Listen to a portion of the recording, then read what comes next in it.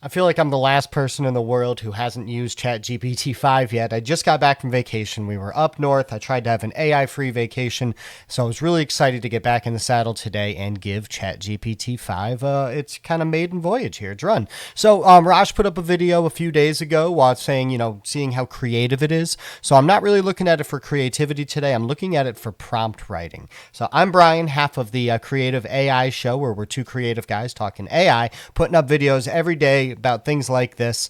So if you haven't liked and subscribed yet, please do. So what I'm doing today is I wanted ChatGPT to give me 3 different scenes, and then I'm comparing the prompt writing ability for prompt to video of ChatGPT-5 versus Claude, because Claude has won me over recently. So I'm doing all these videos over in Flow. So I'm using Veo 3 Fast because I don't want to use a ton of credits, and you know what, we've been pretty happy with Veo 3 Fast thus far, and I'm comparing the prompt writing of ChatGPT-5 versus Claude. So all right, let's do it. So first one here was this was the ChatGPT-5 prompt. So cinematic 4K close-up, wide-angle shot, so a motorcycle chase through a Moroccan market. So it gave a bunch of stuff. And what I will say is every one of these prompts, the ChatGPT-5 ones were considerably shorter, and I did let both of these engines know that I was comparing them against each other, and I think Claude kind of took on as a challenge. So wait till you see some of these ones down the road here. They're very complex prompts from Claude. But all right, without further ado, let's take a peek at this first one here, a prompt written by ChatGPT-5. It's okay. The physics are off. There are definitely parts during clips during this that you could use, but the whole scene together doesn't really fit. Like this person, the motorcycle's on its side, and then he goes and takes off. So a little weird there, but there are some very usable scenes out of this. So there was a little bit of sound saying roaring motorcycle engines, shouts from the vendors, tense bass heavy soundtrack, which we're definitely hearing that. So not too bad. Veo 3, like I said, pretty consistent. So that's why I wanted to use this one.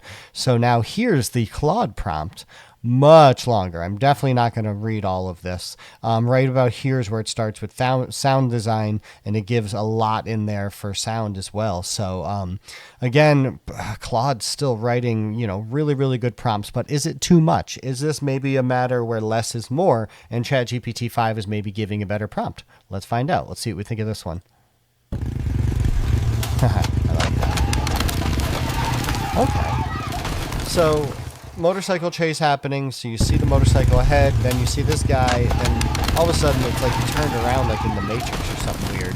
So there's some physics things happening here again that are a little weird, but the actual people in the market throwing things down and interfering with this, that was kind of a cool different twist. Again, I could use definitely little clips of this, but maybe not the whole thing together. So as a video editor, really, if you get a 4 or 5 second clip, you really only want 2 or 3 seconds of really good.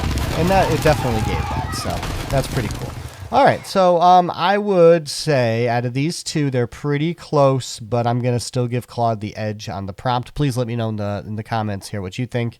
All right, next one here. We're doing an emotional, eye-catching rain scene. So hyper-realistic, slow motion young woman in bright red dress, twirling in a rainstorm. Now, each one of these, I think Veo 3 kind of failed a little bit on me, because in the prompt, it did say for the background to be moving, and you know what? The background is not moving, which is weird, but check it out. So she looks like she's just kind of cut and paste put into this scene. Like, she doesn't look natural in the scene. I think ChatGPT kind of messed up this prompt, or Veo 3 didn't really run with it well enough. So it's a little weird. I don't really want to stay on this scene too long. Now this one, much longer prompt from Claude again. So again, these Claude prompts have been about 3 times as long. A lot of focus also happening on the sound design at the end, because I did tell both of these engines I was using Veo 3.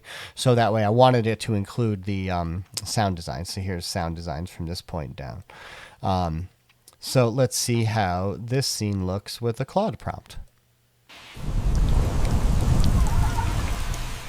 That's good. She had a little bit of like a weird hallucination there at the end, but it could be a dream scene. Ooh, some people are finally moving in the background. Look at this.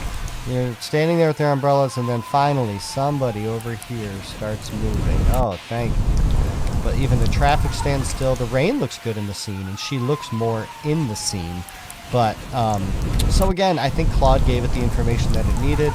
Wow, yeah, her back turns into her front on that last twist, so I'll watch that. That's pretty funny.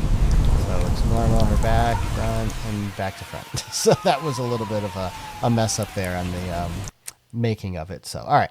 Last one here, we wanted to do a surreal dreamscape. So a man walking on the ocean with galaxies, photo surrealism, sweeping cinematic shots. So pretty cool, this one. Looking far into the horizon. And then with the sound, we want ocean waves, an ethereal hum, faint echoing chimes. Let's see how the ChatGPT-5 prompt did with this scene. There's that jellyfish it wanted. He's walking on the water in a black suit. Pretty cool. I don't know. So all of a sudden we're in the middle of the ocean, but then we're on the shore. So that's a little bit weird down here. All right. Yeah, we will see. All right, let's see this last one, how Claude does. Already looks better. Let me see here. Again, sound design is a lot of it. There's a lot of information. So every one of these prompts, it's giving just an abundance of information. Let's see how this scene worked out.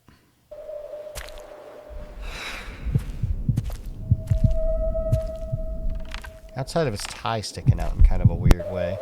I'd say this is a little more accurate based on what they were looking for. Yeah, again, it got all the info it needed. I think that in this comparison today, Claude was 3 for 3, still a better prompt writer than ChatGPT-5.